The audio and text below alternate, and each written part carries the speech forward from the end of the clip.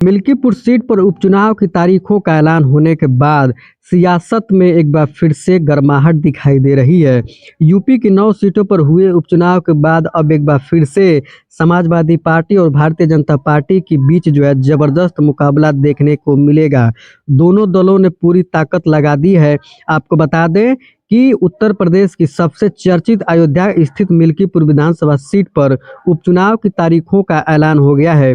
Milkipur seat पर दिल्ली विधानसभा चुनाव के साथ ही चुनाव कराया जाएगा।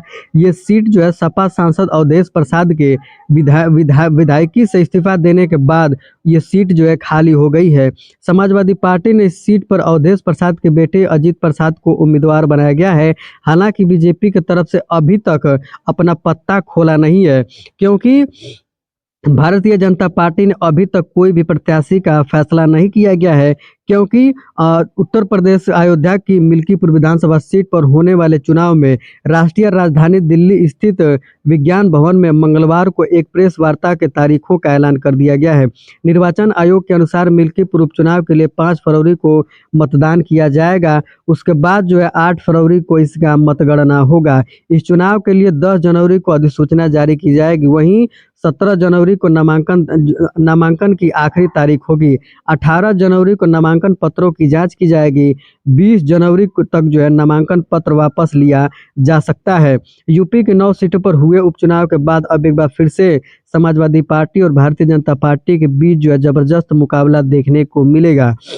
मिल्कीपुर सीट पर हुए उपचुनाव को लेकर के एक बार फिर से इसी सीट पर सपा के अवधेश प्रसाद विधायक थे और उनके फैजाबाद से सांसद हो जाने के बाद एक बार फिर से ये सीट खाली हो गई है, जिसके बाद अब ये सीट पर चुनाव होने जा रहा है। आपको बता दें कि अयोध्या वाली फैजाबाद सीट से लोकसभा में भाजपा को समाजवादी पार्टी के अवधेश प्रसाद के हाथों हारा गया था। आपको बता दें कि हारने के बाद यह मामला इतना तूर पकड़ लिया कि जिसके बाद अब मिल्कीपुर से सीट से बीजेपी के लिए नाक का सवाल बन गया है। सपा को हराकर बीजेपी संदेश देना चाहती है कि अयोध्या की जनता अब भी उसके साथ है और पार्टी की पकड़ जमीनी स्तर पर मजबूत करने के लिए लगी हुई है। आपको बता दें कि मिल्कीपुर पर उपचुनाव की तारीखों का ऐलान होने के बाद पहले ही बीजेपी और समाजवादी पार्टी की अपनी चुनाव की तैयारियों तेज कर दी है।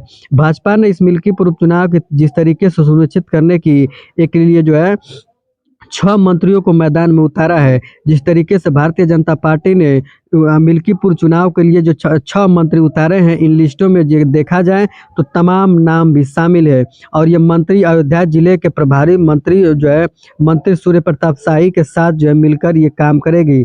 इसके साथ ही दोनों डिप्टी सीएम केशव प्रसाद मौर्य और ब्रजेश पाठक भी समय समय पर मौजूद रहेंगे। यहाँ पर दौरा जिस तरीके से किया जा रहा है, सीएम योगी ने खुद मिल्कीपुर सीट पर चुनाव की रणनीति बनाने की एक बार फिर से जुटी हुई है, क्योंकि अयोध्या की मिल्कीपुर सीट है, एक बार फिर से वहां पर चुनाव होने जा रहा है। और मिल्कीपुर अयोध्या की मिल्कीपुर सीट है, एक बार फिर से वहां पे जब चुनाव होगा तो किसका पलड़ा भारी होगा वो 8 फरवरी को पता चलेगा। आपकी प्रतिक्रिया क्या है, हमें कमेंट बॉक्स में जरूर बताएं।